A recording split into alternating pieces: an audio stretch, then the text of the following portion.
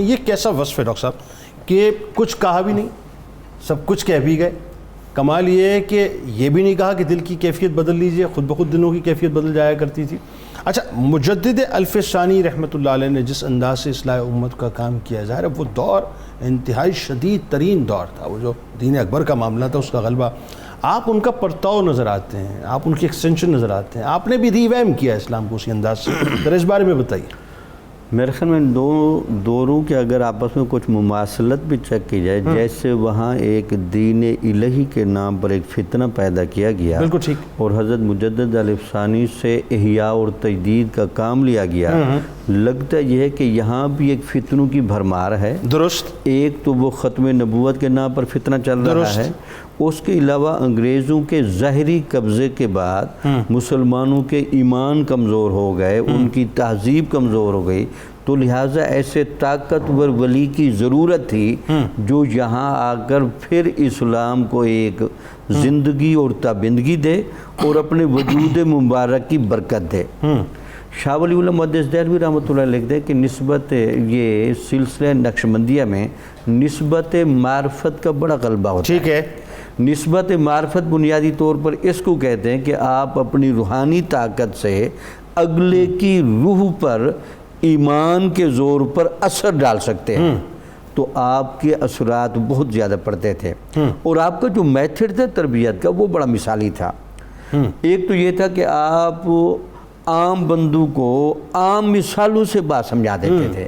تاکہ اس کو بات سمجھنے میں آسانی ہو۔ واہ، بلکہ ایک بہت بڑا افسر آپ کے پاس آیا واہ، تو آپ نے اس کو کہا جی آپ قرآن مجید کی تلاوت کیا کریں۔ ٹھیک ہے، اس نے بعد میں کچھ عرصے کے بعد اس نے کہا جناب مجھ سے تو ناغہ ہو جاتا ہے، تو آپ نے اس کو کہا جو آپ سے اوپر والا افسر ہے اگر وہ آپ کو کوئی آرڈر دے تو آپ کو کبھی ناغے کا عذر کرنے کی ہوگی جرت؟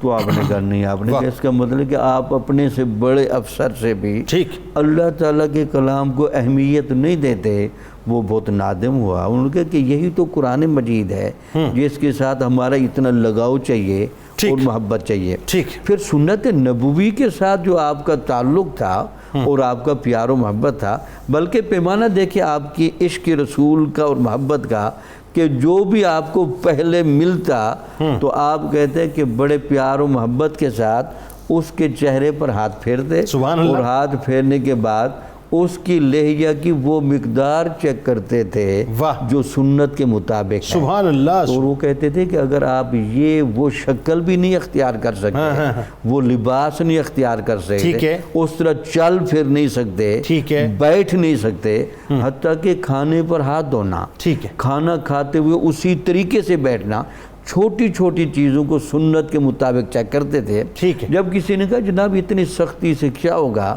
تو آپ کہتے تھے ہم اپنا ظاہر جب ٹھیک کر لیں گے اللہ تعالیٰ ہمارا باطن ٹھیک کر لے گا۔ ہم جب اپنی نبی کی اداؤں پر فدا ہو جائیں گے سبحان اللہ، تو اللہ تعالیٰ ہمیں پسند کرے گا، سبحان اللہ، اور ہم جو اندر سے گدلے ہیں اللہ تعالیٰ ہمیں وہاں سے بھی اجلا کر دے سبحان۔ گا۔ اچھا، کتنا شدید دور تھا، آپ یہ دیکھیے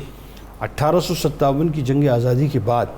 ظاہر ہے یہ جو پورا 19ویں صدی کے آخر تک جو کچھ بھی معاملہ رہا ہے، آپ دیکھیے اتنا شدید دور تھا کہ فتنے فساد بھی ہو رہے تھے، جبر و ظلم بھی تھا، لیکن ان کیفیات کے اندر، اس معاشرے کے اندر، اس سوسائٹی میں کہ جہاں پر فرنگیوں کی مکمل طور پہ پاورز بھی استعمال ہو رہی تھی اور ہندو بھی جو ہیں وہ ظاہر نیکسس بنا ہوا تھا ان کا، اس کے اندر اس طرح سے کام کرنا یہ کمال بات نہیں؟ یہ کمال تھا، یہ آپ کا ایک انفرادی وصف تھا، بلکہ آپ کہہ سکتے ہیں کہ لوگوں کو شریعت کا پابند کرنے میں آپ نے جتنی محنت کی اور مشاقیں فرمائی، بلکہ لگتا ہے جو مجدد الف ثانی رحمۃ اللہ علیہ بھی